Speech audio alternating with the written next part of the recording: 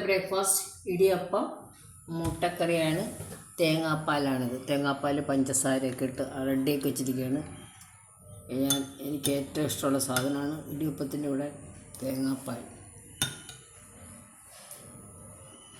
നല്ല മധുരമൊക്കെ ഇട്ടിച്ചിരിക്കും. ഇപ്പം നല്ല രസമാണ് കഴിക്കാൻ.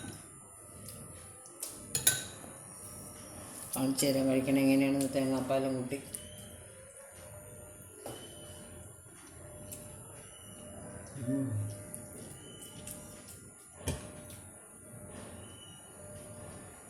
ഇനി ഇതിലോട്ട് കുറച്ച്